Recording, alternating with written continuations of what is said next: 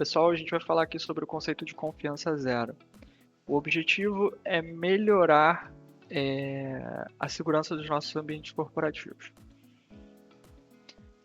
A primeira coisa que a gente precisa falar é sobre o conceito de infraestrutura de perímetro, que visa segurar o perímetro da rede, as bordas, onde entra a informação e onde sai a informação.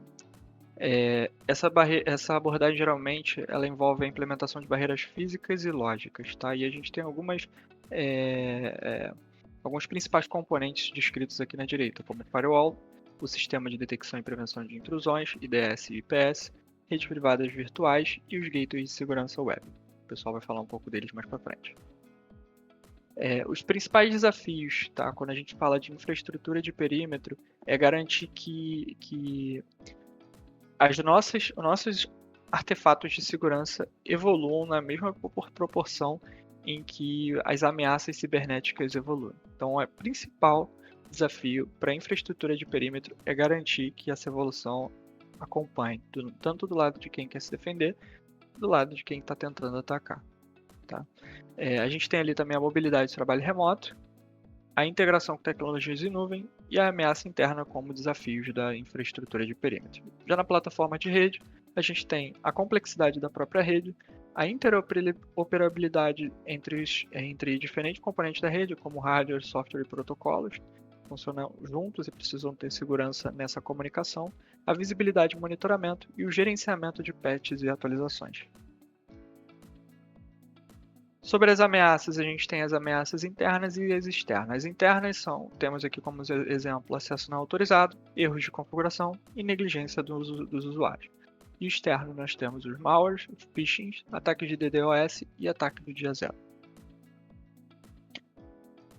Falando um pouco aqui também sobre o SASE, ele é um modelo de arquitetura de rede de segurança que integra vários serviços de segurança em uma única plataforma baseada em nuvem. Tá? Eu não vou entrar em detalhes sobre todos esses artefatos, mas o principal aqui é esse SD-WAN, tá? Porque ele vai se diferenciar do SSE, que é o que a gente vai comentar agora também. O SSE ele é uma subcategoria do SASE que foca exclusivamente nos serviços de segurança baseada em nuvem e exclui aspectos de conectividade de rede. Então, ele exclui, por exemplo, ali o SD-WAN, que eu acabei de comentar.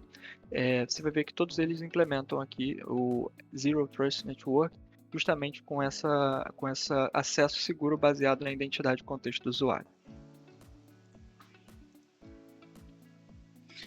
Então, falando então dos princípios da confiança zero. A partir do princípio de nunca confiar e sempre verificar os acessos à arquitetura zero, ela vai funcionar pressupondo que a rede é hostil ou comprometida, como se o atacante estivesse presente, e que a rede está sempre sob risco constante de ameaça externa ou interna. Por isso, toda requisição de acesso a recursos, tanto independente de localização, tanto interno como externo, só é aceito ou rejeitado depois de ser submetido a checagens de segurança. Tá? Toda comunicação feita dentro da rede ela deve ser encriptada e o mais segura possível. É por isso também que o acesso ele é cedido no menor nível de privilégio possível. Né? O requisitante vai ter acesso somente aos recursos estritamente necessários para a realização da tarefa. Tá? Por causa disso, o contexto ele é muito importante, porque ele também vai ajudar a determinar o nível de privilégio que um dispositivo ou indivíduo ele pode receber, além de ajudar a detectar anomalias. Um dispositivo conectado na rede interna, ele pode receber mais privilégios do que dispositivos de visitantes terceirizados ou dispositivos pessoais que não são controlados pela organização, que precisam se conectar ou acessar um recurso interno e, portanto, vão sofrer imposições o mais restritas possíveis quando requerirem o acesso a um recurso organizacional. Tá? Aqui, na parte de componentes lógicos, a gente tem um retrato da arquitetura da confiança zero, tá? Onde os sistemas aqui de monitoramento, de políticas de acesso, de infraestruturas de chave pública, eles vão formar um perímetro em volta do recurso a ser requerido, tá? E como uma barreira entre o indivíduo ou o sistema que não é confiável, nenhum indivíduo ou sistema nessa arquitetura ele é confiável implicitamente, tá? Ele vai ser subjugado, então, a ele vai ser subjugado às políticas de segurança, né? A engine de policy, ela vai determinar se pode ou não ser dado acesso, e o administrador vai dizer para o enforcement point se pode passar, se não pode passar, vai dar atualizações do contexto, atualizações das políticas a serem colocadas no dispositivo em questão. Tá? Aqui a gente tem um resumo breve dos componentes lógicos da imagem anterior. Quem quiser ler pode pausar, tá? Eu não vou entrar muito em detalhe. Então, para as organizações e para as empresas, né, o que é que traz a confiança zero? Né? A maior segurança aos dados corporativos, a conformidade com regulamentos de proteções de dados, mas tudo isso que eu acho mais importante, isso é possível, porque o monitoramento e os alertas eles são melhorados. Né? Na confiança zero, a rede é segmentada, então a gente tem um controle maior, a gente tem os logs de atividades, os logs de acessos, trazem só informações relevantes para poder ver anomalias, poder ver o que está acontecendo, né? E isso impede também a movimentação lateral, trazendo a maior segurança dos dados corporativos e também verificando a todo momento qual tipo de dados tem dado sensível trafegando na rede e vendo onde está a questão da data residency, né? De dados brasileiros que não possam sair do Brasil, talvez. Né? Com isso, né, como resumo, né, a gente vai ter com a confiança zero a redução da superfície de ataque, a visibilidade no fluxo de transações e do tráfego na rede, a conformidade com regulamentação, a detecção e a resposta elas vão ser mais rápidas, porque tudo que está sendo logado é relevante para aquele segmento, né? E a segmentação também possibilita a movimentação lateral por parte de atacantes e ameaças, né, o que traz a maior segurança para os dados corporativos. Vou passar agora então para o Samuel. Bom, agora falando sobre a implementação do modelo de confiança zero, é importante destacar que esse modelo envolve várias etapas e a integração de diversas tecnologias e práticas de segurança. Vamos agora falar sobre os passos essenciais para sua implementação, começando pela avaliação inicial. Isso inclui identificar todos os ativos críticos e realizar uma análise de risco para entender as possíveis ameaças e vulnerabilidades a esses ativos, além da classificação dos ativos com base na sua importância e sensibilidade. O próximo passo é definir políticas de segurança que se baseiam em desenvolver políticas de acesso baseadas no princípio de menos privilégio e implementar a autenticação de multifator para todos os acessos. Esses são elementos chaves para garantir que apenas os usuários autorizados possam acessar os recursos necessários. Agora, vamos falar sobre a ferramenta e as tecnologias necessárias. Podemos utilizar a solução de IAM para gerenciar as identidades, além de dividir a rede em segmentos menores com microsegmentação e implementar um monitoramento contínuo com SIEM ou SOAR, além de também proteger os endpoints e também podemos utilizar a inteligência artificial para detectar atividades anômalas. Passando para a criptografia de dados, é crucial proteger os dados em trânsito e em repouso na nuvem, utilizar algoritmos robustos e tecnologias de gerenciamento de chaves. Além disso, também podemos implementar políticas de classificação desses dados e uma solução de prevenção de perda de dados sensíveis, para proteger os dados sensíveis. Sobre a gestão de ameaças, para gerenciar as ameaças e responder a incidentes, podemos implementar o IDS e o IPS para estabelecer um plano de resposta a incidentes, além de realizar análise dos logs e auditorias regularmente para garantir uma conformidade e detectar atividades suspeitas. O próximo passo é treinar regularmente todos os funcionários sobre as práticas de segurança e também especializar a equipe de TI, manter ela atualizada sobre as novas ameaças, a partir do princípio que a educação é fundamental para assegurar que todos entendam e cumpram as políticas de segurança. E, além disso, para finalizar, revise e atualize as políticas de segurança regularmente, conduza testes de penetração e simulação de ataques para identificar vulnerabilidades e utilize os resultados dessas atividades para melhorar continuamente as medidas de segurança.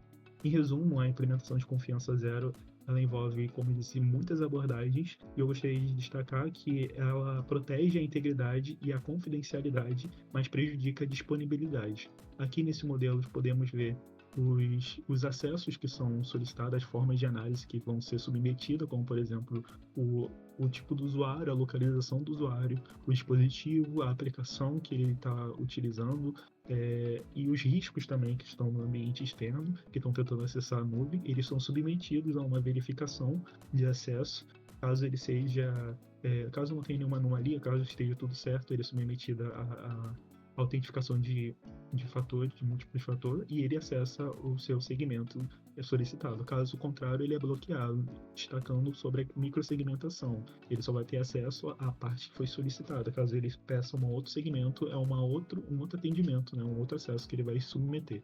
Partindo agora para o Luiz, que vai falar sobre o caso de uso.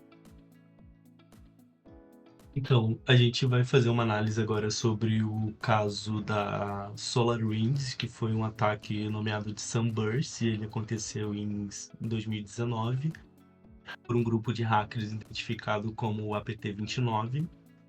Esse grupo de hackers, eles são associados ao Serviço de Inteligência Estrangeira da Rússia. Foi um ataque que comprometeu o ambiente de desenvolvimento da SolarWinds. O que aconteceu? Eles injetaram um código de teste na solução chamada Orion, uma solução usada para monitoramento e gerenciamento da infraestrutura de TI. Eles implantaram um backdoor na plataforma Orion e distribuíram. E essa distribuição aconteceu em 2020 e os ataques direcionados começaram a ativação do malware chamado Teardrop, que é um ataque de DDoS, né? Ataque de negação de serviço que faz com que os sistemas ajam de maneira errada no processo de remontagem de pacote. Pode avançar. Então, em análise desse ataque, né, foram reveladas várias falhas críticas de segurança na SolarWinds.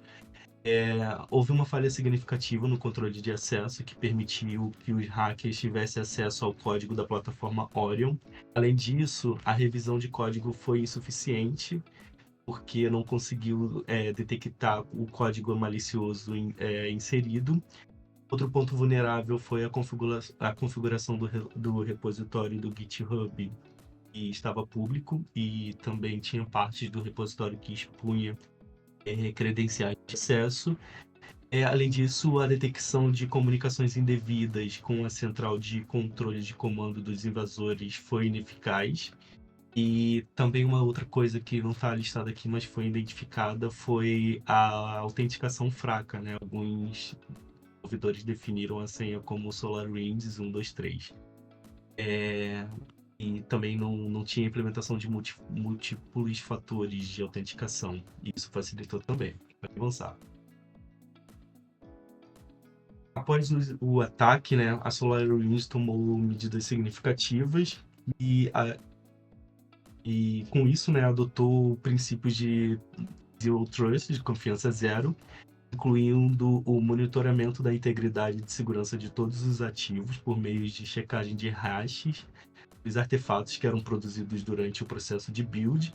Eles também implementaram uma compilação hermética para garantir que a integridade do build e a microsegmentação dos desenvolvedores.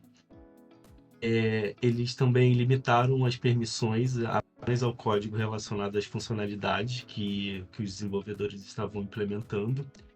E essas medidas foram cruciais para proteger a integridade dos sistemas e evitar ataques similares no futuro. Pode avançar. Com isso, o nosso relatório observa que políticas bem aplicadas, conscientização dos colaboradores, delimitação de perímetros sobre os recursos críticos, tanto de integridade e segurança de ativos, promove um ambiente mais seguro e resiliente, menos propenso a ataques desse tipo, né? Como que foi o que aconteceu no nosso caso.